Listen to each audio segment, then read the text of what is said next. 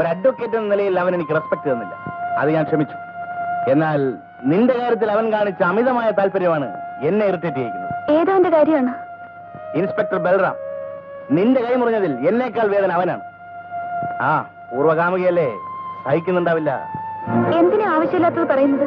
ആവശ്യമില്ലാത്ത വാശി അവനാണ്. ഈ കേസ് രാജിയാവാൻ അവൻ സമ്മതിച്ചില്ല. ഭാര്യയ്ക്ക് പരാതിയില്ലെന്ന് ഭർത്താവായ ഞാൻ പറഞ്ഞിട്ടും കേട്ടില്ല. കേസ് ചാർജ് ചെയ്തു. ഇതെങ്ങനെ നേരിടണമെന്ന് എനിക്കറിയാം.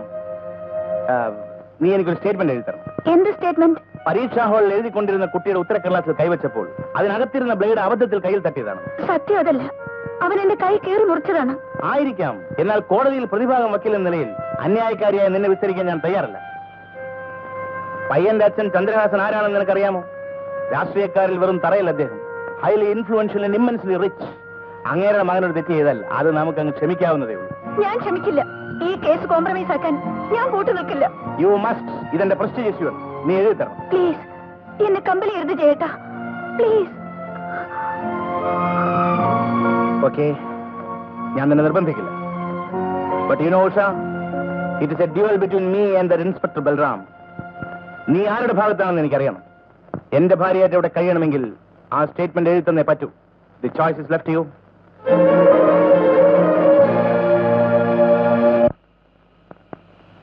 അകത്തുണ്ട്, വിളിക്കാം. ആരാത്?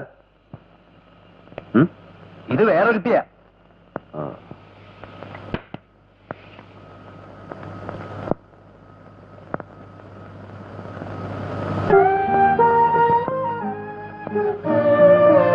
മിസ്സസ് ജയന്തൻ ഇവിടെ?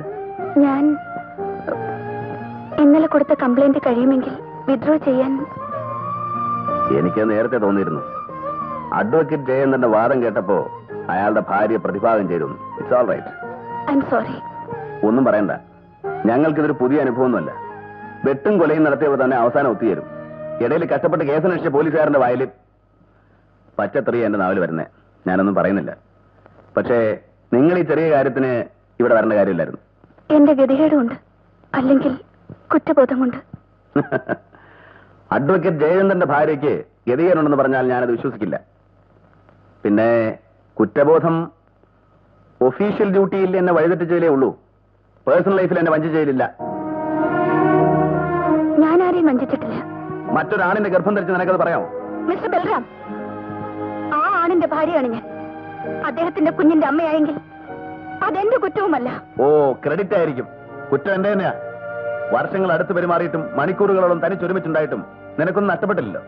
വിദ്യയായി എനിക്ക് നിന്നോട് ആരാധനയായിരുന്നു, ഡിവൈൻ ലവ്. പകരം ഒരു ഡെവിൾ മോളസ്റ്റ് ആവാൻ എനിക്ക് കഴിഞ്ഞില്ല. അതിലേ എനിക്ക് ദുഃഖമുള്ളൂ.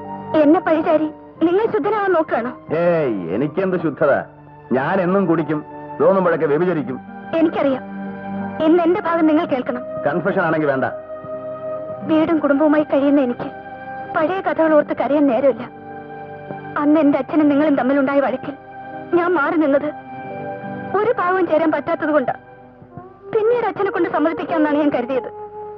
അതിൽ തോറ്റപ്പോൾ വീടുപേക്ഷിച്ചിറങ്ങി തിരിച്ചവളാ ഞാൻ. നിങ്ങളെ അന്വേഷിച്ച്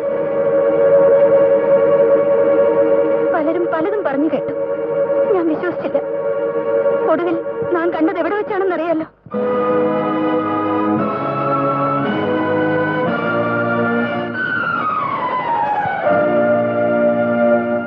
ഒരു കൊലയാളിയാണ് നിങ്ങളെന്ന് അറിഞ്ഞിട്ടും എനിക്ക് നിങ്ങളോടുള്ള സ്നേഹം കുറഞ്ഞില്ല. എന്നാൽ അന്ന് ആ വ്യഭിചാരശാലയിൽ വെച്ച് നിങ്ങളെ ആ പെണ്ണിനോടൊപ്പം കണ്ടപ്പോൾ എന്റെ കുറ്റപ്പെടുത്തുന്നില്ല ആരെയും.